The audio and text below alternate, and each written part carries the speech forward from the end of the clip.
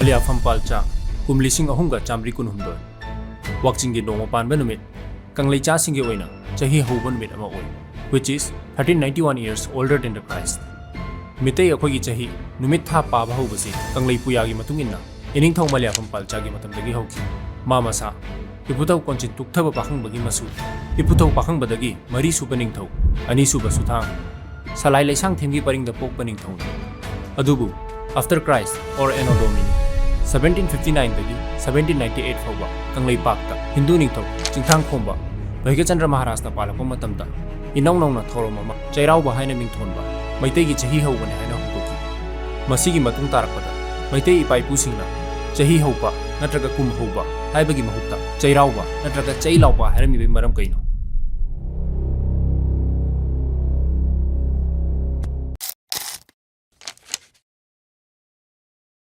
Huyen Lanpao 23rd of March 2012 Sairem Nilbirna asumna irei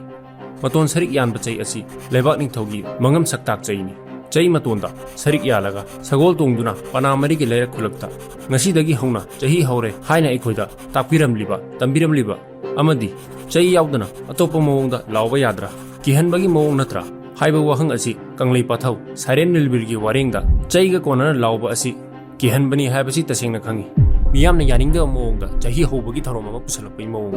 konthongda chak thadokpa kathokpa asisu Cheiraoba pangthoktaba mising masak khangdoknaba thabakni chahi haubaga konthongda chak thadokbaga mari leinade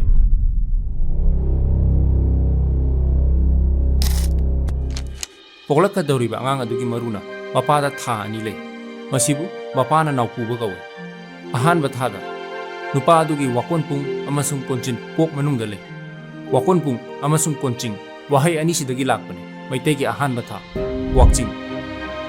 wakon chingda leramba taibang maruna taibang onabagi mapung phaba chawluktuna mamada chatnabagi sem saduna phaiduna lerapa thagi mami phaile hujikna phairen tha haini maitegi ani suba tha puyana migi nupi oibisingi masapu leipak ahing pi kawi angang maruduna nupi gi masada lakpa tarakpabu lamda tare haina lamta kawi maitegi ahum suba tha lamta tha hujiki sajibu haiba wahai asi maitegi asengba sachifu haiba wahaidagi olakhibani after Hindu event ta ongiba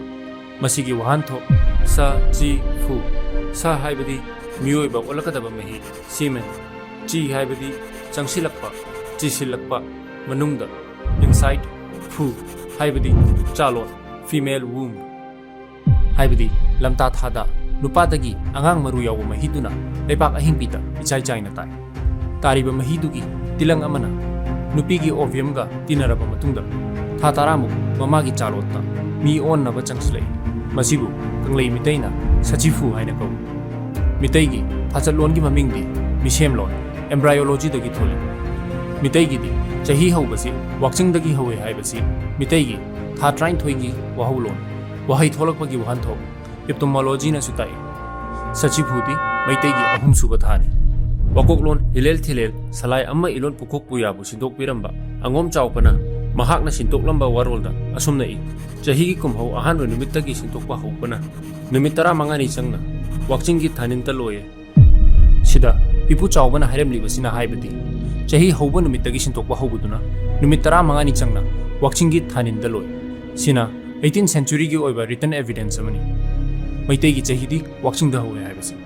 1969 da phongba Kanglei ningthau chahi lairiki pandit loisang sana konu ngarianbam kulachandra ne iba mathel lukoi masing yamna thonglaga thongal khutingi khara phandoktuna wai ningthi na taithoklaga hairuk pana thongmai sel numit adugi thongkhiba chagluk ahum semduna katli ba thonganda thariba chagluk amata katpasu yawi aduga chagluk ahum katliba asidi onkhiba chahida cheirau khiba numit adugi ama kumchi chehigi cheirau riba numit adugi ama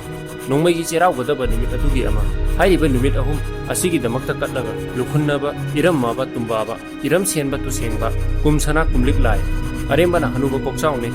anu leithamne khunda hanbane asumakna phangjaye masida chagluk ahum katliba lai ahum se yengmidase ahanbada iram maba tumbaba anisuba iram sengba tu senba ahum suba kumsana kumlik lai Kanglei puwarida sigi lai ahum sigi wahan thoksu leite horfam chu khangde masi 18th century da Hindu event ki matungda ekhoi gi puwari bu manipulate tawraga semtokhiba oini aduga masigi makhada makhoi arembana hanuba kokchau hanu leikham khunda hanba hanuba kokchau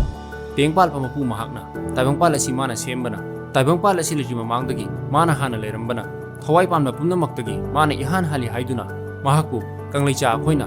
hana upa hanuba haina kaw taibangpalgi leiriba pumnamak achat chatta mayam asi magi nungpung wakhaldagi puthorpani haiduna mahakki koktagi tholokpani haina khwaidagi pak chawna khanma ngamba pokpali haibagi mahakpu hanuba kokchaw haina kaw taibang semba mapu mahakpu hai hanu leikham sigi asengba wahidi hanu laikham haibani hindugi matamda semdokibani sigi wahan thokti lai akamba lai aroiba haibani haibadi tengpal mapu mahakpu haibani khunda hanba taibangpal mapuna mioiba semlaba tungda taibangpalda moine ihan hana macha masu poktuna palakpa khundarakpa natraga khunthokpa mapu mahakna moibu semlaga khunthok khunda halakpa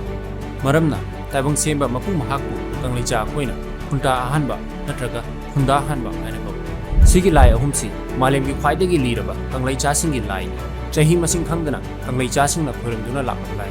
khunda hanba haiba lai siga wahan thok yamna naknaba lai amana mongba hanba hujikna hindu singna mahabali haina onthok chahi lising kaya kangleicha singna khorimjarpa lai singbu 18th century ta changsilakpa hindu singna makhogi mafam marang khangdana semjilakpa lai singdugi lukak pijai haibasi yamna hanthaba thaki sajatni Hujik Sajibu Cheiraoba haina mitai sengi chahi haubane haiduna pangthoknaribasi Hindu gi chahi haubaga mananaba semjangibani Ugadi, Gudi Padwa, Kumhai singse Maharashtra, Karnataka, Tamil Nadu, Andhra Pradesh and many other states of India to celebrate though. Siga mananaba kind of indigenization taunaba semjangibani Aduga 1971 da Kangleipak Historical and Cultural Research Center ki Lujingpurel oramba Ipa Wangkhemcha Chingdam Lenka khwaidagi naknana tinaramba ahalsingi marakta French Sawtooz ki proprietor Laisram Manaubi Mayang Lanbam Apabi Haubam Kulabidu Sawaijam Rohini Kumar Yumnam Budhichandra Thokchom Thauka Chanpa Okram Nityai Tokpam Thawai Lenpa Mayamsi Sanama Hilani Chatpa Ngaktan Sida yauriba Mayang Lanbam Apabi hariba ahlasi Imphal Municipal ki member su orami ahal sing asi ayamba matamda Imphal Sawtooz Hall da Hamduna, mitai singi maramda, khana naina duna matam leni. 1971 da, nungdang wairam. Ahal singa sigi mifam amada, Cheiraoba gi matangda khana bada. Ahali bungo mayang lamba apapina, Hindu singna Sajibu Cheiraoba haraga, Sajibu mayaidagi haubasi lali haina foguraki. Hauba haibasi amadagi haubadabani.